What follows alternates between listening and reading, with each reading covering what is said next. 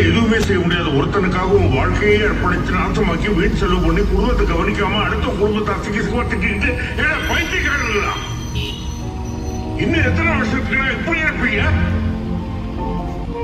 நம்ம இப்படி இருக்கிறதுக்கு என்ன காரணம் தெரியுமா? அடிமத்தனம். நமக்கு எப்பவுமே எவனுக்காவது அடிமையா இருக்கணும். முதல்ல ராஜாக்களுக்கு, அப்புறம் வெள்ளக்காரங்களுக்கு, இப்ப அரசியல் தலைவர், ஜாதி தலைவர், சினிமா ஹீரோஸ், கிரிக்கெட் பிளேயர், இப்படி எவனுக்காவது எவனை பத்தியால் பெருமையா பேசி அவனை புகழ்ந்து அவனுக்காக சண்டை போட்டு கடைசி வரைக்கும் ஒரு அடிமை நாய் மாறிடுவான். ஆனா அவனுக்கு நம்மளை யாருன்னு கூட தெரியாது. என்ன தெரியாம தான் கேட்கிறேன். நாம காசு கொடுத்து படம் பார்க்கறதுனால தானே அவன் அந்த நிலைமையில இருக்கான். அப்ப யார் முதலாளி? நாம தானே. நாம வேகாத வெயில நின்றுட்டு இருப்போம். அவன் ஏசி கார்ல நாய பக்கத்துல உட்கார வச்சு கட்டி பிடிச்சுக்கிட்டு உன்னை நாயை விட கேவலமா மதித்து பார்க்காத மாதிரி போய்கிட்டே நீ அவன் காருக்கு பின்னாடி வாழ்க வாழ்க வாழ்கன்னு கையை தட்டிக்கிட்டே ஓடுவ. கேட்டா உப்பு போட்டுதானே சோறு தைக்கிறீங்க?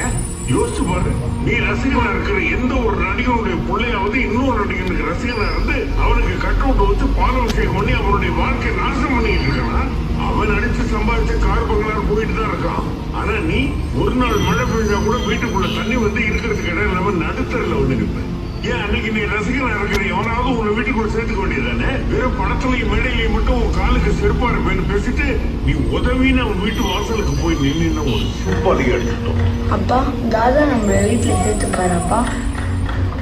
செருப்படி நமக்கு எப்போ எவனையாவது தூக்கி வச்சு பேசிக்கிட்டே இருக்கணும். தோனி வேற லெவல்ல இசைன் கடவுள். அவர் பேண்ட் அவரே போட்டுக்கிறாரு, அவர் சொந்த அவரே தின்னுக்கிறாரு, அவர் குண்டி அவரே கழுவிக்கிறாரு. வாட்டர் செப்படி எவனை விடையும் பெரிய ஆள் கிடையாது. 1000 வருஷத்துக்கு முன்னாடி வாழ்ந்து ஒருத்தங்கிட்ட இவர்தான் சச்சின் பெரிய லெஜெண்ட் சொல்லிட்டு அவன் யாருதுன்னு கேட்டிருப்பான். கிரிக்கெட்னா என்னன்னு கூட அவனுக்கு தெரிஞ்சிருக்காது. அது நாமளா உருவாக்கின ஒரு விளையாட்டு, அவ்வளவுதான்.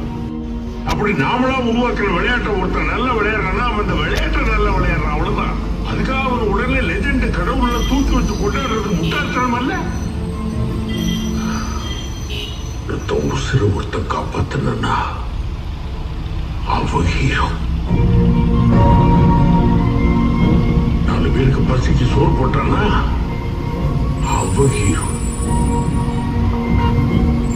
தான் படிக்கலைனாலும் 10 பிள்ளைங்க படிக்கிறதுக்கு பள்ளிக்கூடத்தை கட்டினா அவ ஹீரோ.